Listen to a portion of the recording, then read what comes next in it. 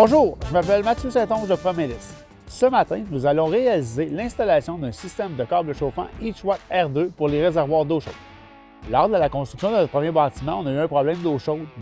Malheureusement, la distance entre le réservoir d'eau chaude et nos accès d'eau chaude était très loin, ce qui faisait en sorte que nous avions une grande perte d'eau. Avec l'ajout de ce câble, nous allons maintenir la température de la conduite et éviter le gaspillage d'eau. Le câble chauffant Raychem est approuvé pour des conduites de plastique ou des conduites de cuivre. Si vous utilisez le câble chauffant pour des conduites de plastique, il est obligatoire d'utiliser un tape d'aluminium de type AT180. Premièrement, quand vous recevez votre câble, vous avez toujours votre guide d'installation qui est très important à lire avant le début des travaux. Pour faire l'installation, nous devons utiliser des ensembles de raccords Rayclick.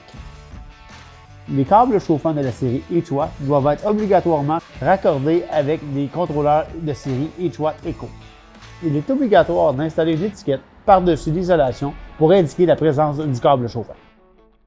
Avant de débuter l'installation des câbles chauffants, il est primordial de faire un test de résistance d'isolation à 500, 1000 et 2500 volts pour s'assurer du bon fonctionnement des câbles chauffants. Comme vous pouvez voir, nous avons une lecture infinie, mais nous devons toujours avoir un minimum de 1 gigaohm.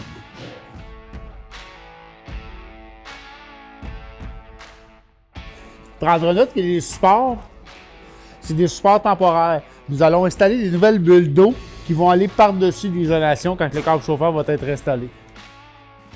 Souvent, les clients nous demandent où le câble chauffant doit être installé sur la conduite. Le câble chauffant pourrait être installé en dessous de la conduite, sur la conduite. Ceci ne change rien car c'est l'isolation qui fait le travail.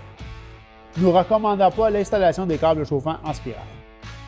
Lorsque nous avons un coude sur une conduite, nous devons toujours passer à l'extérieur du coude et non à l'intérieur du coude.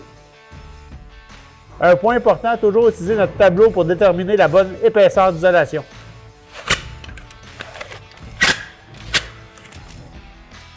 Dû au fait que mon réservoir d'eau chaude n'est pas installé, je me suis laissé un excellent câble pour me permettre d'installer mon contrôleur et mon câble chauffant. Comme vous pouvez voir ici, j'ai un T sur ma plomberie. Je vais donc utiliser une épissure en T de Raychem Rayclick T pour me permettre de faire un T et d'aller à mon deuxième étage. Il faut toujours que je me laisse 1,5 pied de câble pour me permettre de faire mon T.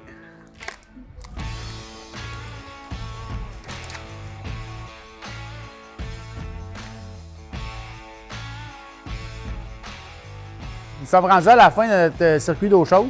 On va donc installer la fin de la ligne Raychem pour terminer notre câble chauffant. On va couper notre câble 1 pouce et installer notre capuchon. Et voilà.